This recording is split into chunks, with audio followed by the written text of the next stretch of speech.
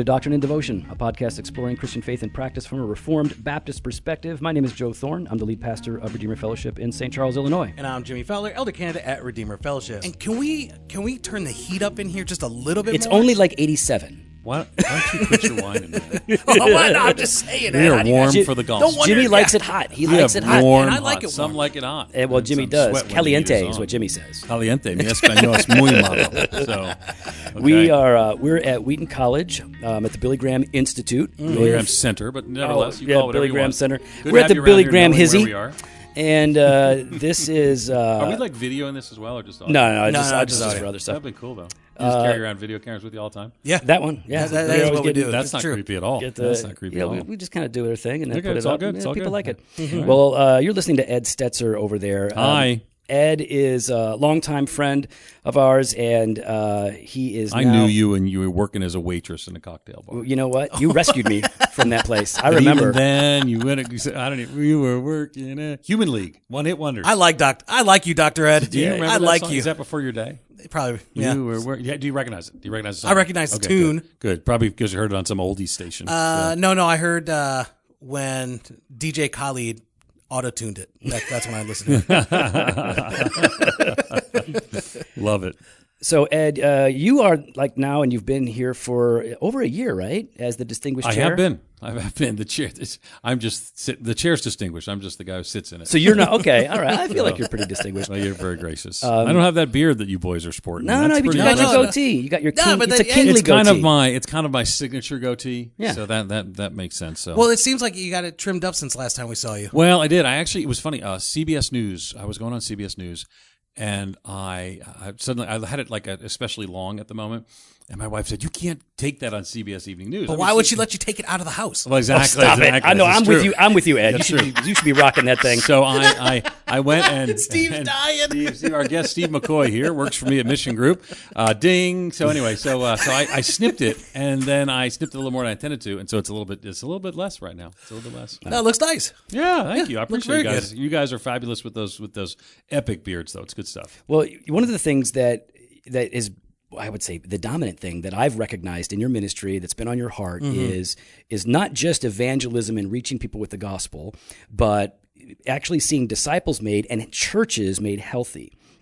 In your involvement with the North American Mission Board and everything else, and Back in the day. back in the day, and now here at Wheaton, I mean, you've been putting out content to help churches like break the 200 barrier, which is a really good course. We'll link to that in the show notes so people can check that out. We have been really encouraged and surprised how many people have responded and resonated with that. Where was I? I was with Presbyterian somewhere recently, and how the two people we took the course. I mean, it was actually a Q&A, and someone said took the course. So I think they're you're right. I mean, I care deeply about the church. Ephesians 3:10 says God has chosen the church to make known His manifold wisdom. I want to help churches be healthy, biblical, missional, and more. Oh, that's great. Well, one of the things that we're also passionate about is not just church planting, but church revitalization. Cool. And God has allowed us at Redeemer to help a few other churches go through that process at a very small scale, kind of learning as we go. But we know that you are coming out with a new, it's a series on church revitalization. Kind of a course. It's a right? course. Like the Doing Breaking before. 200 Barrier. It's a course. And this one's called Renewing Your Church. Renewing Your Church. We'll link to that in the show notes. I don't know if it's going to be available for people to look at yet, but it'll be coming out in the spring, and you guys are going to want to check it out. But we wanted to pick your brain about this in general, and the basic kind of talking points that we'd like to hear from you is, number one, what are signs that your church is in need of revitalization? Because I think that some people may not recognize that they really are in a place where they need renewal. And then what are some of the reasons that lead to that state in the church before we get to how we begin to turn So it around? signs are nobody's there. That would be a good That's the big sign. one? That would be That's good a pretty big good one. sign. Or increasingly less people are there, or and again, keep in mind that we love people of all ages, but if a church is solely senior saints, Right. So when you see the church declining, when you see the church struggling to exist, and you can get different levels. You can have a church that needs revitalization that's running 1,000 people, but it used to be running 5,000 people. It's a really good point. And so I think there are markers. Their ministries become less effective where the gospel is being proclaimed less faithfully and fruitfully. I think when we see a sense of loss of direction of the congregational passion is there. So, and again, here's what I would say: life cycles are just that way. I mean, we go through life cycles, and every church is going to need a revitalization at some point. Now, you guys planted, and so, but eventually you're going to look and say, man, we got to revitalize or re-engage in some things. Everybody does. I'm the interim teaching pastor at Moody Church, and we need revitalization. It's part of what we're talking through is a greater sense of evangelism, greater sense of passion. So, I would say any church that meets some of those qualifications, stuck, stagnant, spiritually stifled, whatever it may be, they need that revitalization. And what I find is, I'm wired this way, and I've seen this in other churches, that even if they do recognize that there is some sort of a problem, maybe we're losing people or we're shrinking, we'll actually defend what's happening, and our reasoning is oftentimes, well, we're preaching the pure gospel. And that's why less people are coming. Like those big churches are doing it wrong, and we get really defensive and self-justifying in our failure, don't we? And particularly too, theologically minded people have sort of a sense that decline is a sign you're moving in a right direction, which is, and there may be cases when that's the case, but I think embracing enthusiastically decline. Well, we're clearing out our membership rolls so we can have regenerate church membership. Okay, well, I'm for regenerate church membership, but I think ultimately one of the things that you have to do is you have to overcome what's often called a remnant mentality.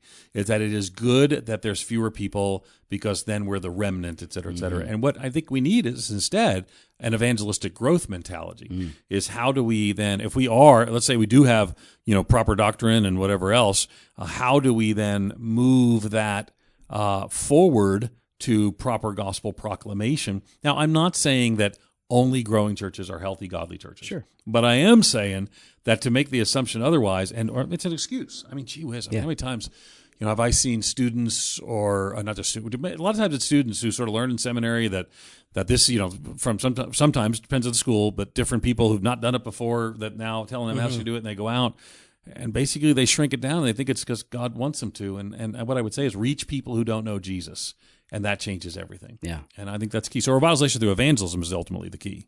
So when you're coaching people, when you're helping churches figure out what needs to happen for them to regain not just energy and excitement, but unity and mission and all of that, what are some of the first steps that you have to lead them into before they're ready to start doing the work? Yeah, so early on for me, I've actually written, we talk about church planting, I've actually written and done more research on on church revitalization than church planting. So I'm very passionate about this, and I've led several churches through a transition. And one of the first things we always would do was provide spiritual leadership. So one of the first groups I would meet with would be whatever the leadership team is. I'm guessing your church would be elders, and Moody Church is elders, but I think the first church for me it was deacons, but they're functionally elders in this church. And I met with them and said, listen, we're going to, they asked me to come and be a part of this revitalization. I said, great. I said, but let's meet with the deacons, and first thing we need to do is we need to step up our spiritual activity. So I asked them to begin to read scriptures regularly, to hold each other accountable, memorize some scripture, share the gospel.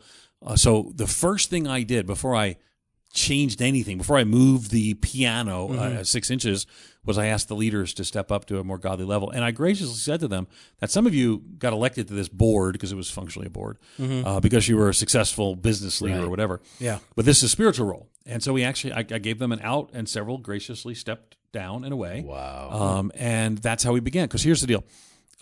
If you turn yourself into an organizational leader before you're a spiritual leader, people will think there's organizational solutions, not spiritual solutions. Yeah, good point. And so really very early on, we wanted to have those spiritual conversations, and then teaching and preaching for the whole church. But I started with the leaders. To answer your question, that'd be the first thing. Man, this is why I love Ed Stetzer. Because no, for real. Because it's not because you're a goatee. So now he only loves you by half. Exactly. Man, because Ed has answers. Ed has a lot of practical wisdom. Everybody that I know that knows Ed, they marvel at your brain and the way you're able to kind of remember stuff and then articulate it. You put it all together, but supporting all of that is a genuine heart for God, the truth, and the spiritual well-being of the church. And for you to say, because I would have expected you to say, we got to deal with leadership. but I shouldn't have been surprised, but I just was thrilled to hear you say, oh, we got to get everybody on the same page with their hearts before the Lord. Like, this is really encouraging. So one of the things, with the leadership thing, I mean, that's leadership. Yeah. So one of the things that is often lacking is how do you get people and push them and encourage them and lead them to have their hearts with the Lord? You lead them. So leadership is always engaged in those things. When we did our research project, Mike Dodson and I, that undergirded the book Comeback Churches, what we found is that there were spiritual factors, but there was leadership to get them to those spiritual factors. Yeah. But I think part of the mistake, a lot of and there's different realms. Some people just lead with theology and never get to leadership. And, right. and I'd say to you, man, that's not going to be helpful for you. Some people just lead with leadership without any spirituality. And I think ultimately, what are you leading people? So what they feel like. I mean, I read someone evaluate a leadership change once and said it felt like we were basically going to a seminar I could have had at work and how to structure better. And I mean, I don't want to just teach people how to structure. I mean, I do want to teach people how to structure better, but I want to teach people how to structure better because we're moving towards a deeper sense of who God is, joining Jesus on his mission, showing and sharing the love of Jesus. So again, I don't want it all down. Matter of fact, the number one factor in our research was leadership. I mean, let's quote a John Maxwell thing. Probably the first time anyone ever quoted John Maxwell on the Who's this John? Who is this John Maxwell? Who is this guy? He's everything rises and falls on leadership, which I don't even know if that was him. Probably someone else before that. But here's the reality: is leadership really, really is essential. But the first thing you lead people to is going to help frame where you're going. Right. And so deal with structure, but first lead them to a deeper sense of who Jesus is and how we. Then they're on board. Like they're ready to follow you. Exactly, because what happens is if they, that you're developing a sense of trust that you are a person of character and a person of leadership.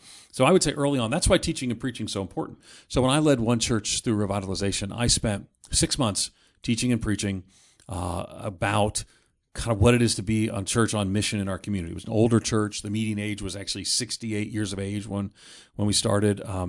They had a guy named Greg. He was 40 years old. They called him the youth group. And it wasn't exactly a bastion. It looked like there was an oxygen tank or a walker at the end of every pew. And, they needed to hear a heart for. Now, in the denominational tradition that I'm from, we actually have a very famous missionary. There are actually two saints that we pray and give money to. And one of them is named Lottie Moon. And so what I asked them was, I would teach the Bible and say, well, how are we going to live on mission? And I would say, let's start asking, what would it be like if we acted like a missionary like Lottie Moon? Everyone's like, oh, I know who Lottie Moon is. They could identify immediately with who you're talking about. Exactly. Because so they're like, oh, so what did Lottie do? Well, and by the way, Lottie Moon, both a Southern Baptist hero, but also has a feast day on the Episcopal Church calendar. Does she? So I didn't know that. I didn't know that either. In fact, on 2 denominations, she's a hero. She's a baller. Yeah. Well, there you go. And she was like, I don't know if she was taller than you, but she was. She was. How tall are you?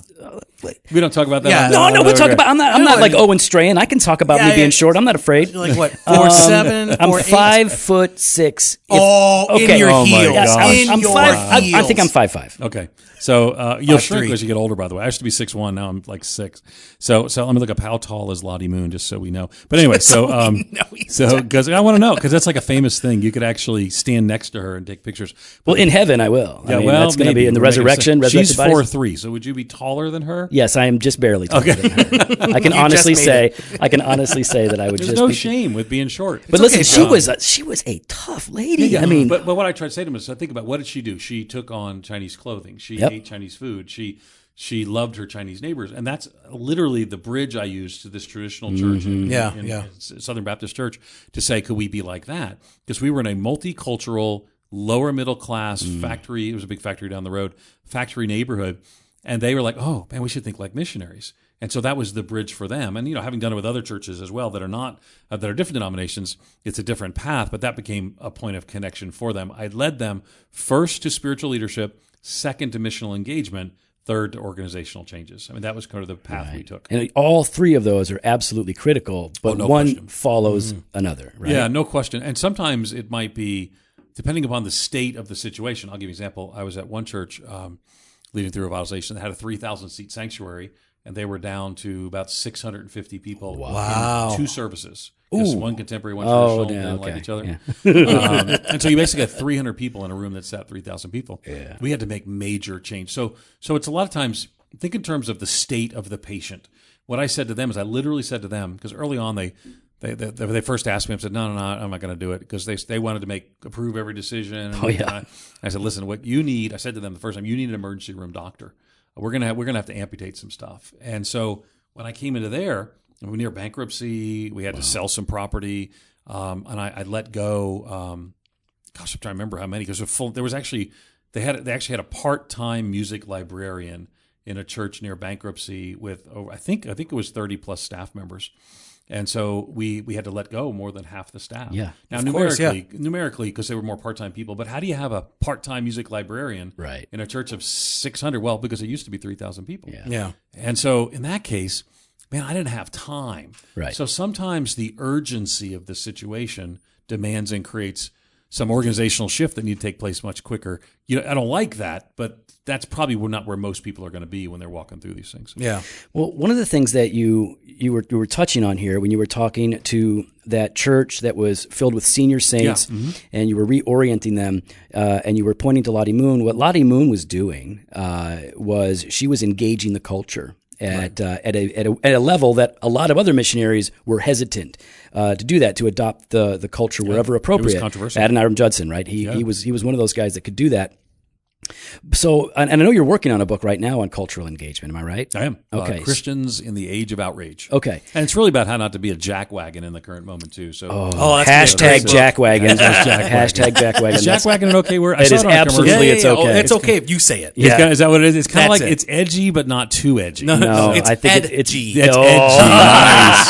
Hashtag edgy. Well played. All right. So, cultural engagement is, it used to get beat up a lot by all of the popular big conference Reformed guys. They used to hate on the term cultural engagement. Should we name names? I don't mind naming names. we're not going to I wrote an article. No. It's still pretty high ranked on Google about 6 rules of cultural engagement in response to all that nonsense. Yeah. So, I remember when you wrote that. That was right after a certain conference, because I wrote an article as well after that conference. Yeah. And should we mention it? It was TGC. Yeah. No, it was T for G. That's what I meant, T4G. They're all, they all get the acronyms. They're all going to worship Piper. It doesn't matter. All right, it's all the same. It's all the same.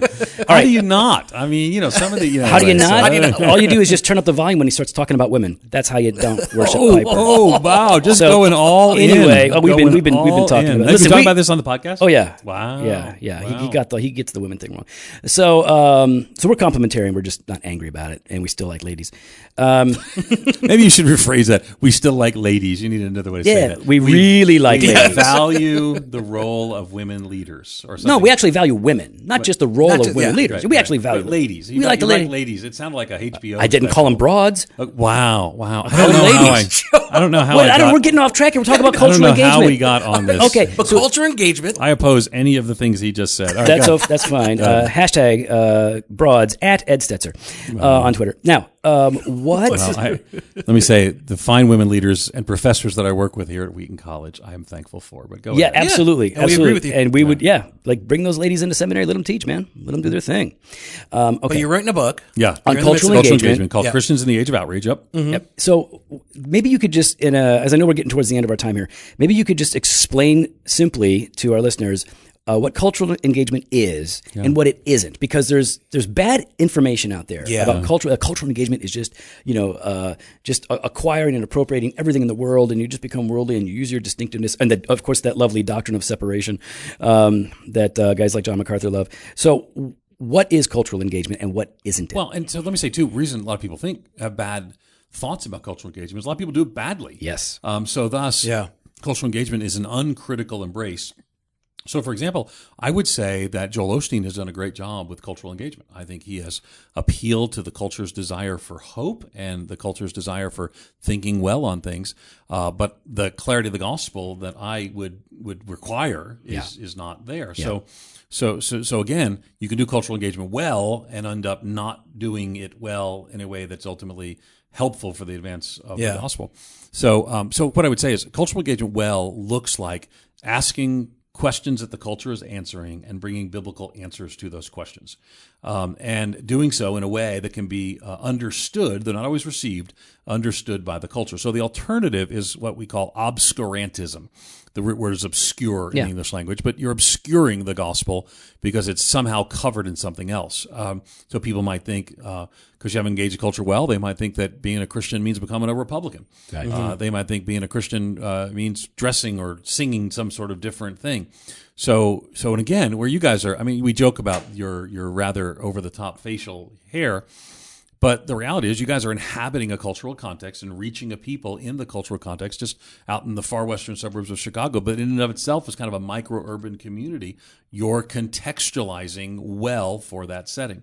So engaging the culture well means contextualizing for the context and the setting where we are so that ultimately some indigenous expression of church or church life or Christian community comes into being, emerges. I guess we can't use that word anymore, but comes into being. People have forgot about that. Yeah, I think we're okay now. It was like an hour. It was very short. The church history is like the emergent church is going to change. Emergent church won't even make it into a history book. Yeah, well, it was fascinating to watch. It got me in some trouble. Oh yeah, no. Steve and I used to jump right into that. You guys were emerging. What didn't Steve, who's actually here with us not on record, didn't Steve you started a thing emerging? You had an emerging blog once. Wow, that turned out so good. Yeah. But turned out really well for you, Steve. So what I would say is that what it's not is an uncritical embrace. What it's not is surface level contextualization. Yeah. Right? Very easy to do surface level contextualization, and you get a band with a smoke machine. Now you're contextualized.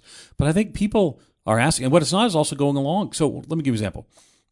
Cultural relevance or cultural engagement in the moment we're in would recognize that we live in a very autonomous, individualistic world. Leaving them there is not helpful or biblical. So one of the things I say is we should be biblically faithful, culturally relevant, counterculture community for the kingdom of God. So one of the things I taught recently was, all right, so we might look, I mean, you guys look like the people that live in your community, and that's good. But at the same time, the world you live and I live, people don't want to be in deep community with one another. Right. So the alternative is that where we're counterculture? Not in the fact that we don't have facial hair or we wear suits and ties on Sunday. Though again, I'm at Moody Church, man. People wear suits and ties, and I thank God for them.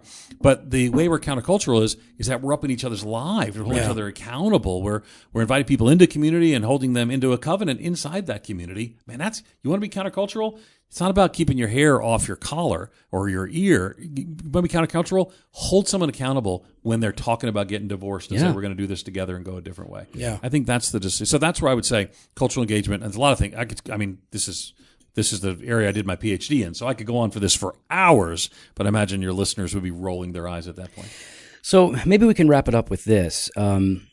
When we're looking at our churches and we're seeing that there's a need for revitalization, whether that's in our church or a friend's church, and we're looking to help, obviously we want them to get the course on revitalization that you have coming out.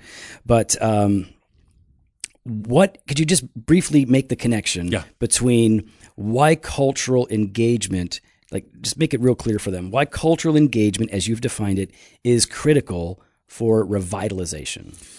Yeah, so one of the aspects of church revitalization is a church needs to be engaging its context well. Now, there's more than one aspect of church revitalization. We know that, but one of the challenges is that churches that are, every church is culturally relevant. The question is it culturally relevant to a culture that still exists in its context? Right. So, I've often said, and I've gotten in trouble for, but I've said at many denominations, if the 50s came back, they'd be ready to go.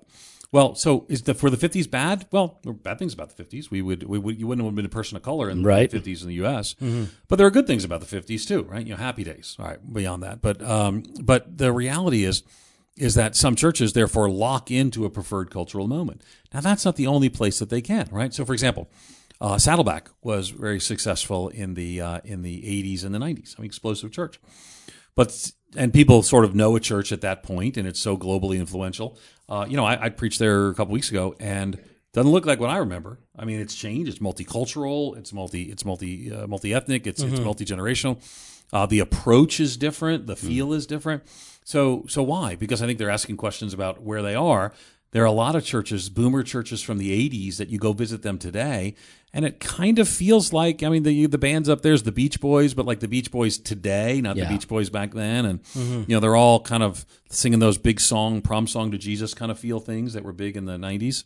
And so what I would say is just such a surface, shallow level thing is music, but you can sort of tell churches tend to get trapped in the era when they thought they were doing the best. And the reality is we all got to live in the context. And you guys are very culturally appropriate for the setting you're in right now, to the point where you probably don't think about it. What I want to say to you is that 30 years from now, you're going to have to think about it. Yeah. And that's the distinction. A lot of people don't realize that. So churches lose their cultural engagement, their cultural edge. And what happens is they don't notice because, well, it's just who we were. So go to a Vineyard or a Calvary Chapel church today. Some different. I'll be with the Vineyard leadership just in a few weeks. Some feel very much like it felt when John Wimber was, Mother's Day 1980 at the Anaheim Vineyard, and some feel like they're engaging the cultural moment where we find ourselves. And I think the latter is what we want to be. Do so with biblically discerning ways, in missionally driven approach. So, Ed, you gave a few things as far as revitalization and steps to take and things like that. But at what point do you say it's done? Yeah, that's a great question. At what point do you pull the proverbial plug? Yeah. It's different for every church. I would say, to be honest, most churches need to pull the plug sooner than they do, because they sort of hold off for a while and they don't immediately engage in the thoughtful process. So what happens is, and it's kind of sad because there's invariably, and I feel sad because I feel bad for the people, but there's invariably some pastor who used to be a pastor that's kind of just looking for that opportunity, and then there's a church of 20 people that pastor sort of gives hope to, and because that pastor's identity is caught up, and this is like my one shot. And so rather than having an honest conversation, we could close this down. We could start another church here. Right. They don't have that conversation. I really like the work. I think all of us know John Mark Clifton. What is he? Is he John? Is he Mark Clifton now? Right? Because I knew him when he was John. So yeah, I don't know. Did you go by Mark? Yeah, I think he goes by Mark now. So it's kind well, of weird. You know what? He's adapting to the culture. Yeah, there you go. Exactly, by changing his name.